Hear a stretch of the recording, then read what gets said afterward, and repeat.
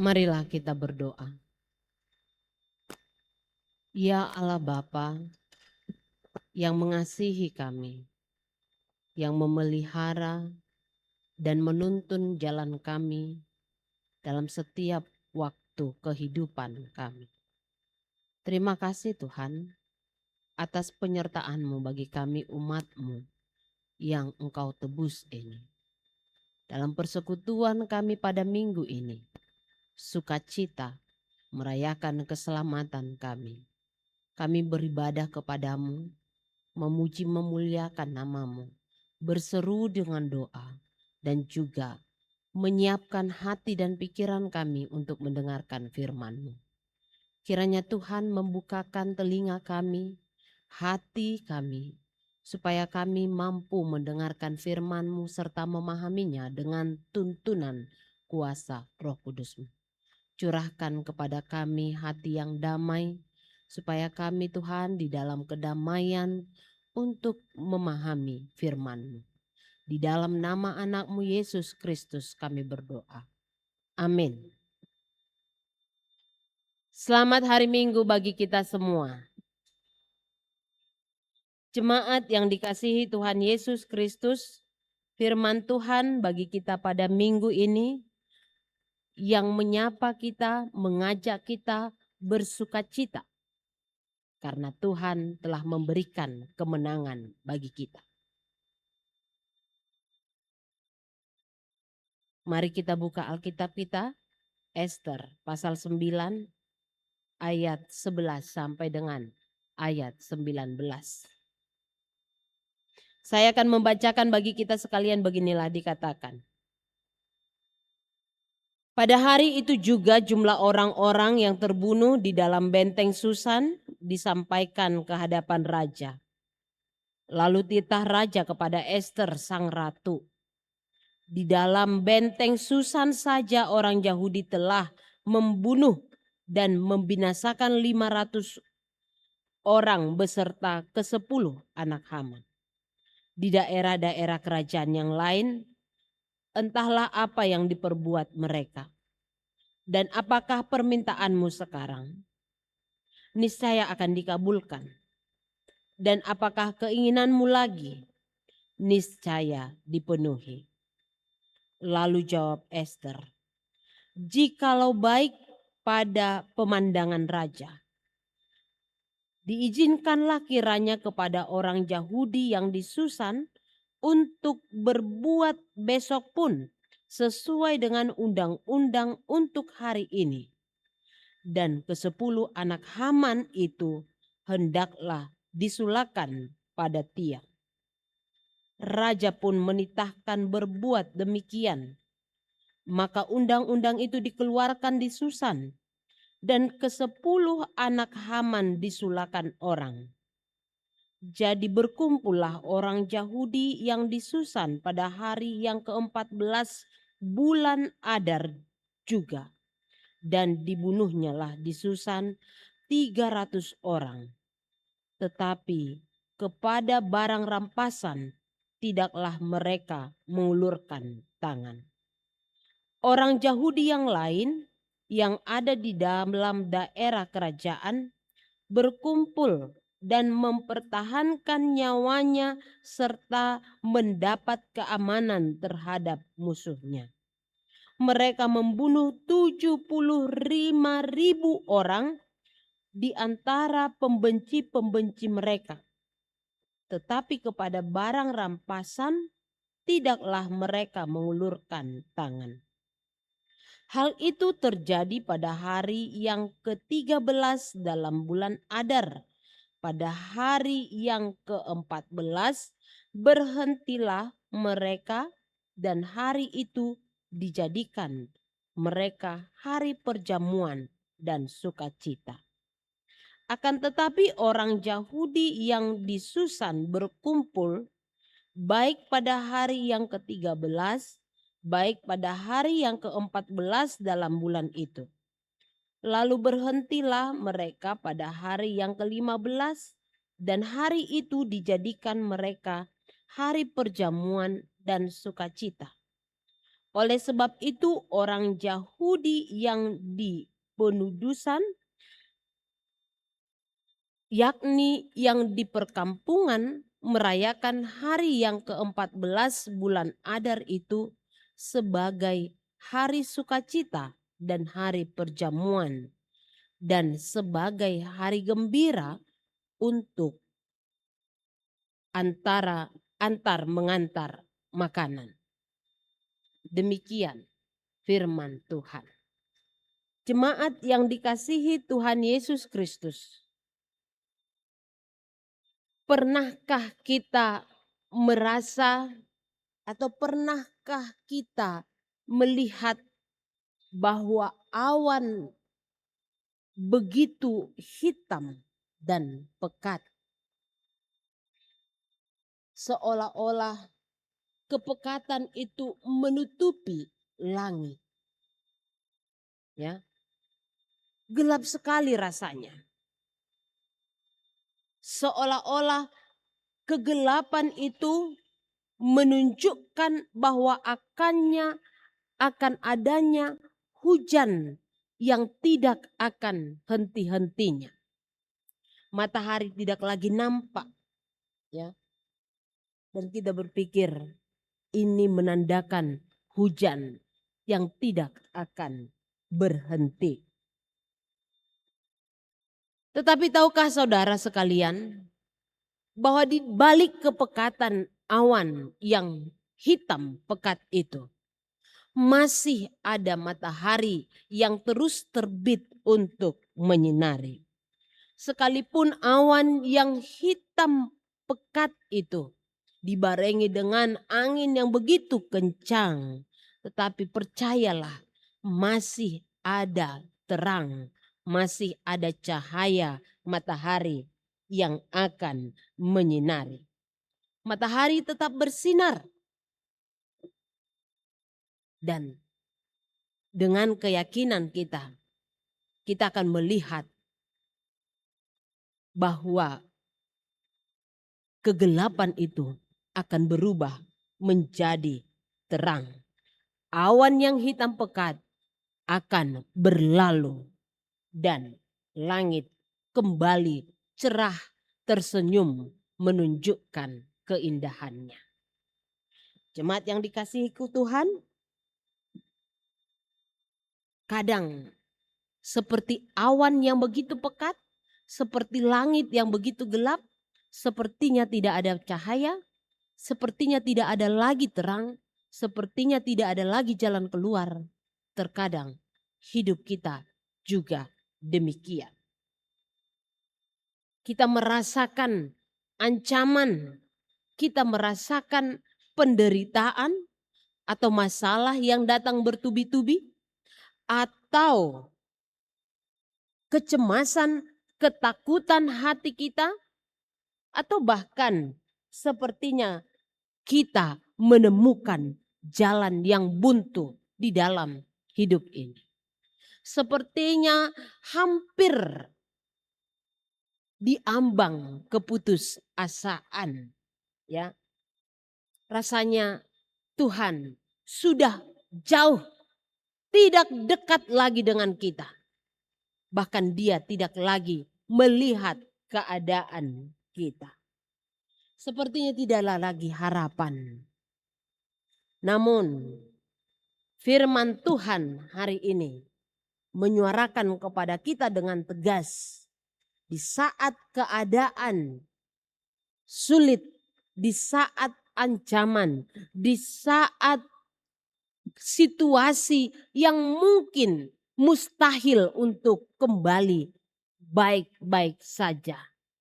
Namun firman ini menunjukkan kuasa Tuhan, mukjizat Tuhan terus bekerja, dan kedaulatan Allah mampu membalikkan suasana ketakutan atau ancaman menjadi sebuah kemenangan.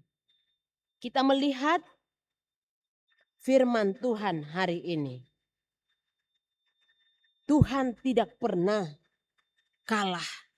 Tuhan tidak pernah terlambat untuk bertindak memberikan keselamatan. Tuhan tidak pernah terlambat dengan kuasanya untuk merubah keadaan umatnya. Kisah yang begitu ajaib. Kedaulatan Allah nyata. Dari situasi yang mencekamkan, dari situasi yang begitu menakutkan, tetapi Dia mampu mengubah menjadi situasi yang sukacita. Mari kita bayangkan, Bapak Ibu jemaat yang terkasih, bagaimana situasi umat Allah pada hari itu. Di kerajaan Persia, termasuk kerajaan yang luas ya. Seorang Haman, petinggi, tetapi memiliki hati yang penuh dengan kebencian. Tentunya di dalam kerajaan ada raja yang bernama Raja Ahasveros. Dan istrinya Ratu Esther yang begitu cantik menawan. Esther berasal dari bangsa Yahudi. Dan dia menjadi ratu tentunya adalah karena kasih karunia Tuhan. Namun di dalam kerajaan itu posisinya sebagai ratu ya, ternyata tidak tenang. Karena apa? Karena niat busuk, niat jahat dari Haman, petinggi yang hatinya penuh dengan kebencian itu tadi. Memang dia tidak ada permasalahan dengan Esther.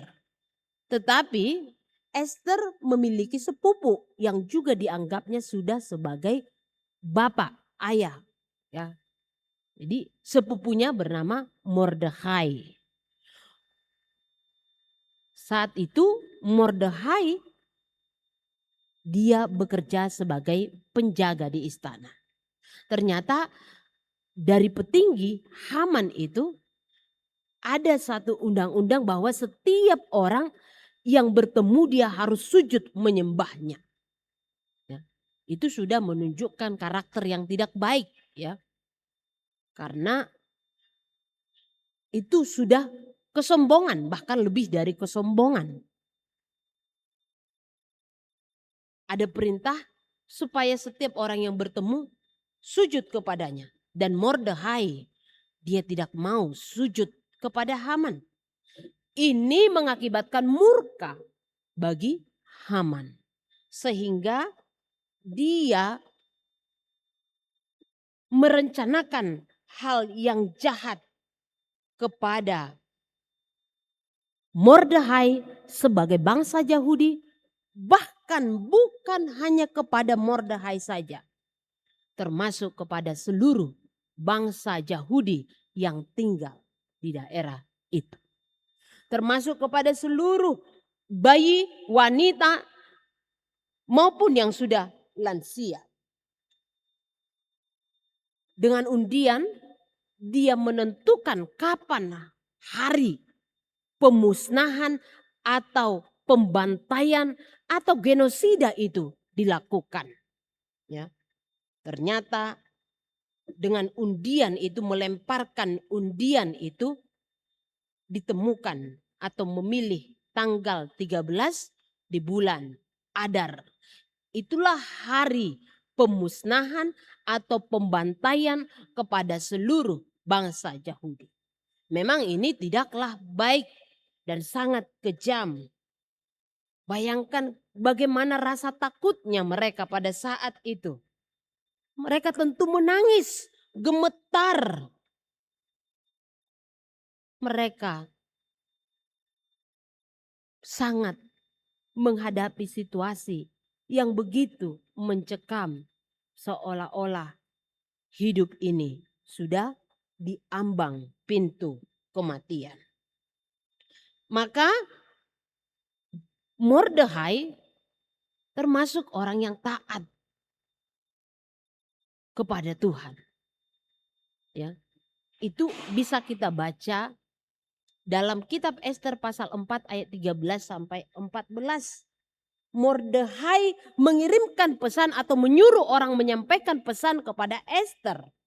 Katakan demikian, hai Ester, jangan berpikir karena kamu di dalam istana situasimu akan aman-aman saja. Sekalipun kamu di dalam istana tetapi kamu tidak tenang. Justru untuk saat yang berbahaya ini Tuhan membuat kamu atau menentukan kamu atau menempatkan kamu sebagai ratu di istana dengan suatu tujuan dan pekerjaan yang baik. Ya, itu bahasa saya. Tetapi kita bisa membacanya lengkap di dalam Ester pasal 4 ayat 13 sampai 14 itu. Itu menunjukkan bahwa Mordekhai adalah seorang yang memang taat kepada Tuhan. Bahkan dia berkata, jika kamu tidak bertindak, kamu sebagai ratu tidak bertindak untuk mendekati raja, maka akan ada ya jalan lain untuk menyelamatkan bangsa ini. Ester mendengarkan perkataan itu, suara itu. Dia memberanikan diri hadir di pelataran raja. Ya. Menjumpai raja. Bahkan dia berkata supaya seluruh orang-orang Yahudi dikumpulkan. Dan memerintahkan mereka atau meminta mereka untuk berdoa dan berpuasa selama 3 hari 3 malam. Tentunya tidak makan, tidak minum. Hanya berdoa, memohon kuasa dan pertolongan Tuhan. Jika aku mati, biarlah aku mati. Tapi aku harus menyelamatkan umat Tuhan. Ini adalah Ester.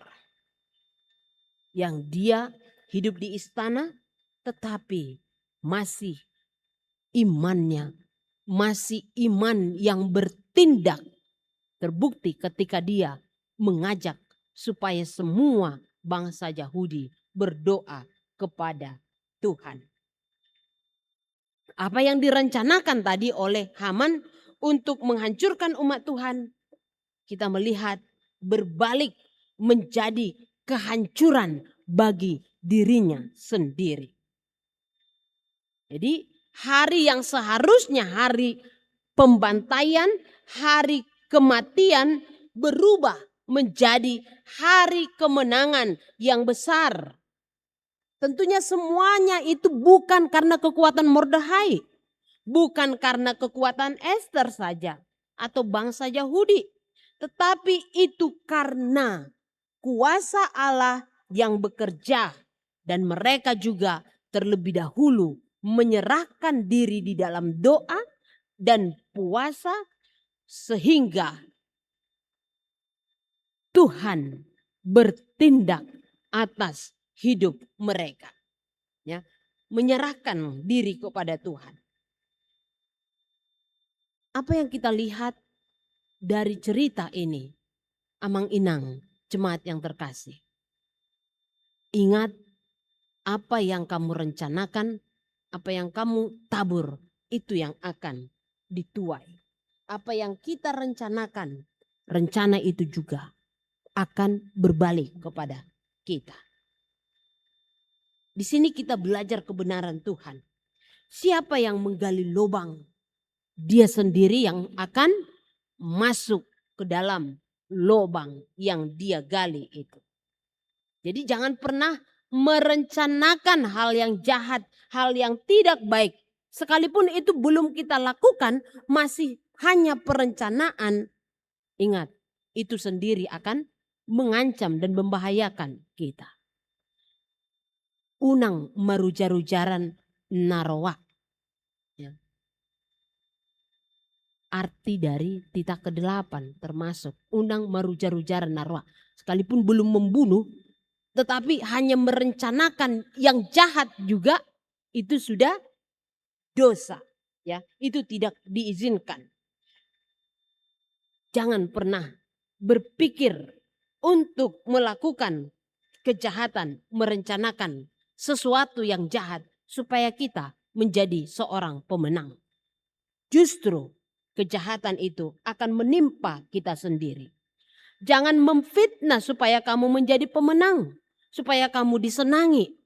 Justru fitnah itu akan kembali kepadamu. Jangan merugikan orang lain supaya kamu memperoleh keuntungan. Justru kita sendiri yang akan dirugikan.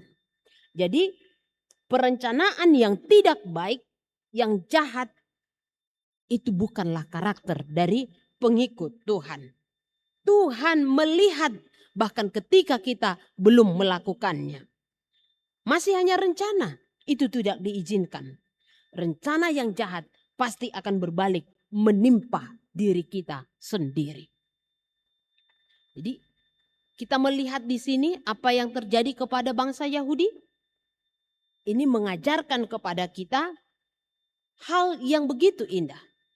Meskipun Raja Ahasveros, meskipun raja atau meskipun Haman ya membenci mereka dan Raja Ahasveros memberikan izin ya untuk hari pembantaian itu, namun Tuhan yang penuh dengan kuasa yang bekerja sehingga berbalik. Raja Ahasveros memberikan izin kepada bangsa Yahudi, bahkan mengizinkan mereka untuk mengambil semua harta benda musuh itu. Namun bangsa Yahudi menolaknya. Itu kita bisa lihat mereka tidak merampas ya. Mereka tidaklah mengulurkan tangan. Dalam bahasa Alkitab, mereka tidak mengulurkan tangan atau mereka tidak merampas harta benda dari musuh itu. Karena apa? Karena bagi mereka kemenangan sejati adalah bukan soal balas dendam, tetapi kemenangan sejati itu adalah mempertahankan kebenaran dan keadilan di dalam Tuhan. Kemenangan Tuhan itu murni, bukan soal pembalasan, tetapi soal keadilan dan menyelamatkan nyawa, serta untuk memuliakan nama Tuhan. Jadi itulah kebenaran. Jadi kemenangan. Kemenangan kita bukan ketika kita mampu membalaskan dendam. Satu. Ya. Atau ketika kita tidak mampu membalaskan dendam 1-0. Bukan. Tetapi kemenangan orang yang percaya itu adalah keadilan, kebenaran, menyelamatkan jiwa, serta memuliakan nama Tuhan. Jadi ini mengingatkan kita kepada karya Allah di dalam diri Yesus Kristus. Ya. Kemenangan Yesus sebagai gembala yang baik, sebagaimana yang kita baca tadi di dalam epistel. Salib bukan kekalahan, tetapi salib adalah kemenangan. Dia menang, mengalahkan kuasa maut. Jadi misinya juga dia datang bukan untuk menghancurkan, bukan untuk menyerahkan, tetapi untuk mengumpulkan, untuk menyelamatkan, menyatakan keadilan dan kebenaran. Sebab dia sendiri adalah jalan kebenaran itu. Jadi dia katakan, domba-dombaku tidak akan binasa dan tidak akan ada yang bisa merebut domba-dombaku dari tangan. Dia menjaga setiap domba-dombanya. Seperti Tuhan, sekalipun kita tidak membaca nama Tuhan di dalam kitab yang tadi, tetapi kita percaya bahwa itu adalah karya Tuhan. Seperti Tuhan yang berkuasa menyelamatkan bangsanya, umatnya, Dia juga berkuasa atas hidup kita hari ini. Dia berkuasa untuk memelihara dan menjaga kita, karena kita adalah domba-dombanya. Jadi bagaimana cara umat Tuhan untuk merayakan kemenangan itu? Ya, kita melihat sesuai dengan teladan, bahkan pesta sukacita ini hari raya Purim, ya. Kita mendengar hari raya Purim itu sampai sekarang juga dirayakan. Sudah sepertinya hari perayaan yang turun temurun, hari perayaan sukacita yang turun temurun, hari perayaan kemenangan atas musuh. Jadi di situ bukan hanya sekedar beribadah, tetapi bagaimana kita melihat mereka juga berbagi, ya. Ini pesannya. Bagaimana kita memaknai kemenangan. Sebagaimana bangsa Yahudi di dalam kitab Ester ini tadi memaknai kemenangan mereka. Mereka tidak pesta pora sendirian. Tetapi mereka menetapkan hari raya Purim itu untuk makan dan bersuka cita bersama. Ya. Dalam persekutuan, dalam peribadahan, saling mengirim makanan, ini termasuk bingkisan hadiah, ya, memberikan bantuan kepada orang-orang yang miskin, orang-orang yang kekurangan, orang-orang yang harus diperhatikan, yang butuh uluran tangan. Jadi bagaimana orang yang percaya hari ini merayakan kemenangannya, kemenangan kita justru jauh lebih dari kemenangan pada saat itu. Kemenangan itu adalah kemenangan menyelamatkan nyawa di dunia. Tetapi kemenangan kita di dalam Yesus Kristus jauh dari hanya sekedar keselamatan di dunia ini. Jauh dari hanya sekedar pemeliharaan selama di dunia ini. Jauh dari hanya sekedar pertolongan selama di dunia ini. Kemenangan kita adalah kemenangan yang kekal. Sebab Dia telah memenangkan salib serta menyelamatkan kita untuk selama-lamanya. Jadi kemenangan kita itu adalah kemenangan yang kekal. Ini yang membuat kita bersuka cita. Ya. Lalu bagaimana kita merayakan kemenangan kita? Bagaimana kita merayakan keselamatan kita di dalam Kristus Yesus dalam kehidupan sehari-hari? Ini yang harus kita terapkan. Yang pertama, bersuka cita. Bukan karena keadaan kita baik-baik saja. Bukan karena keadaan kita mulus, enak, berjalan dengan lancar. Tidak. Bukan hanya ketika kita mendapatkan keuntungan. Atau karena ketika kita tertawa. Anak-anak lulus masuk perguruan tinggi. Mendapatkan pekerjaan yang baik. Sukses. Bukan. Itu sukacita karena keadaan. Didukung oleh keadaan. Tetapi sukacita orang yang percaya jauh daripada itu. Ya, seperti yang ini sudah pernah juga khotbah di Partangyangan, ya. Habakuk pasal 3 ayat 17 sampai 18 mengatakan seperti ini, saya bacakan. Sekalipun pohon ara tidak berbunga, pohon anggur tidak berbuah, hasil pohon zaitun mengecewakan, ladang-ladang tidak menghasilkan bahan makanan, kambing domba terhalau dari kurungan, dan tidak ada lembu sapi dalam kandang. Namun aku akan bersorak-sorak di dalam Tuhan, beria-ia di dalam Allah yang menyelamatkan aku. Ya, kita lihat tadi gambarannya, pohon ara tidak berbuah. Artinya makanan saja sulit, ya. Pohon anggur tidak menghasilkan buah, pohon ara tidak berbunga, pohon zaitun mengecewakan. Ya. Jadi sumber-sumber kehidupan pokok itu saja sudah gersang, ya. Sepertinya tidak mampu lagi mencukupi. Tidak ada lagi sesuatu yang menguntungkan. Ya, kambing dombanya sudah terhalau dari kurungan atau usaha, ya, usahanya sudah sepertinya hidup mati, hidup segan, mati tak mau, kira-kira seperti itu, ya. Sepertinya tidak lagi menguntungkan dari usaha-usaha, tidak ada lagi jalan atau sumber air hidupnya. Tetapi dikatakan, aku akan bersorak-sorai dan beria-ia karena Tuhan yang menyelamatkan aku.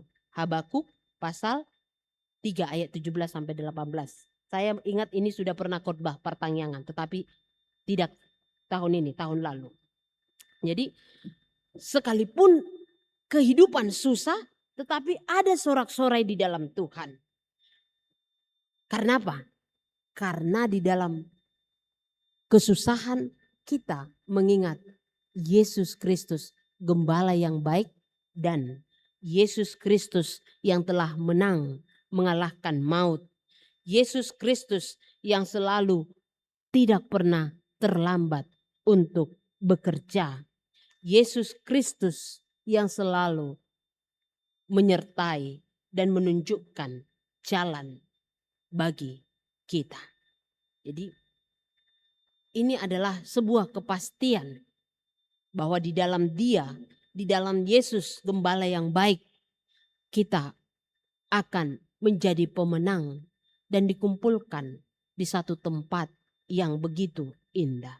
Jadi bukan hanya kemenangan, kesejahteraan ukurannya ketika kita di dunia ini, tetapi Dia akan memimpin kita pada kehidupan yang kekal. Yang kedua, orang yang merayakan kemenangan, keselamatan, dia akan membagi-bagikan berkat. Jadi sama seperti bangsa Yahudi yang berbagi berkat yang mereka rasakan, ya. Entah itu ilmu pengetahuan, tenaga, rezeki, kemampuan. Jadi tidak disimpan di dalam diri sendiri, tetapi berbagi, ya. Sukacita yang terlihat lewat hati yang terbuka untuk berbagi. Sukacita akan semakin besar ketika kita mau berbagi. Yang ketiga, orang yang merayakan kemenangan, maka dia akan berusaha hidup taat, setia, hidup benar, dan tidak membalaskan dendam. Ya. Karena kita apa? Karena kita sudah dimenangkan oleh kasih Tuhan. Jadi pemenang yang sejati tadi, ya, kemenangan yang sejati itu adalah kebenaran dan keadilan. Jadi tidak membalaskan kejahatan dengan kejahatan. Tetapi mari mendoakan. Biarkan Tuhan yang bekerja. Kedaulatan Allah mampu mengubah situasimu yang tersakiti menjadi hati yang penuh dengan sukacita. Karena itulah kemenangan yang sejati. Dan yang berikut, tetap bersyukur. Bersyukur dan beribadah kepada Tuhan. Jadi sering sekali ketika dia merasa dimenangkan, ada orang yang lupa untuk mensyukurinya. Tapi firman ini mengatakan bersyukur karena Tuhan sudah melakukan pekerjaan yang besar terhadap kita. Setiap hari adalah hari sukacita. Setiap hari adalah hari yang diberikan oleh Tuhan untuk kita syukuri dengan sukacita. Datang beribadah dengan hati yang gembira, bukan dengan hati yang terpaksa atau karena hari Minggu rutinitas bergereja, bukan. Tetapi kehadiran kita saat ini karena kita merasakan kemenangan di dalam Kristus Yesus gembala yang baik yang tetap memanggil kita. Sebagaimana yang saya katakan tadi, ada iman yang aktif di dalam Esther dan Mordekhai. Lewat seruan mereka supaya semua berdoa, berpuasa kepada Tuhan. Kita juga demikian, peribadahan kita saat ini, keterbukaan hati kita mengikuti persekutuan, itu adalah wujud dari iman kita yang masih aktif, yang masih bekerja. Jadi kuasa Tuhan kita terima dengan iman kita yang aktif. Iman yang masih terus bekerja, bertindak. Bukan berpangku tangan. Tetapi kita terus mengusahakan. Ya. Usahakanlah keselamatan. Memang keselamatan yang kita terima bukan karena usaha kita. Tetapi mengapa dikatakan usahakanlah keselamatanmu? Karena memang selama di dunia ini iman kita harus tetap bekerja. Kita sudah tahu ada keselamatan di dalam Yesus. Juru selamat, gembala yang baik. Tetapi kita harus mempertahankan keselamatan itu dengan iman yang aktif. Iman yang bekerja. Jemaat yang dikasihi oleh Tuhan Yesus Kristus. Kegelapan bisa terjadi, suasana bisa buruk, ancaman bisa datang, haman-haman zaman now juga masih banyak yang harus kita hadapi. Mengerti kan? Ketika saya katakan haman-haman zaman now, pembenci-pembenci zaman now, ya, ancaman-ancaman zaman now masih banyak di sekitar kita. Tetapi jadilah seperti Esther yang terus berdoa kepada Tuhan. Jadilah tetap menjadi taat sekalipun kabut begitu gelap. Matahari sepertinya tidak lagi memberikan cahaya terang. Tetapi dengan iman kita akan melihat ada cahaya yang terang yang terus bersinar menyinari kehidupan kita untuk selama-lamanya. Firman Tuhan adalah terang dan jalan hidup kita. Maka sebagai domba yang baik, dengarkan firman Tuhan. Sebab dikatakan domba-dombaku mengenal suaraku. Umat percaya adalah domba-domba Allah yang senantiasa membukakan telinga dan hati pikiran untuk mendengarkan firman Tuhan, seruan Tuhan. Maka di sanalah ada sukacita yang sejati. Sukacitaku hanya dalam Tuhanku. Ada lagu sekolah minggu itu. Sukacitaku hanya dalam Tuhanku, ku rasakan di setiap waktu.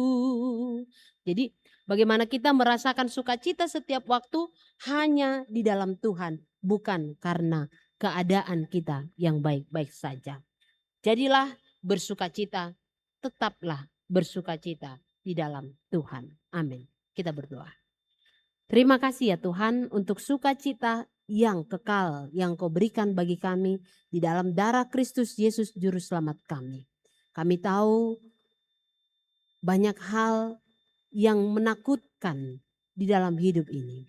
Banyak hal yang membuat kami khawatir, banyak rencana-rencana jahat dari dunia ini yang ingin melemahkan iman kami, bahkan menghancurkan, memusnahkan orang-orang percaya supaya tunduk dan taat kepada iblis. Tetapi Tuhan, kami mendengarkan firman-Mu pada saat ini bahwa Tuhan tidak pernah terlambat untuk bertindak dan bekerja, mengusahakan bahkan dengan kuasa-Mu merubah keadaan yang begitu mencekam kepada situasi yang penuh dengan sukacita. Mukjizat-Mu nyata atas bangsa-Mu pada saat kisah di dalam Esther ini. Demikian juga bagi kami saat ini. Kami menantikan mukjizat-mukjizat-Mu setiap hari nyata dalam hidup kami. Sekalipun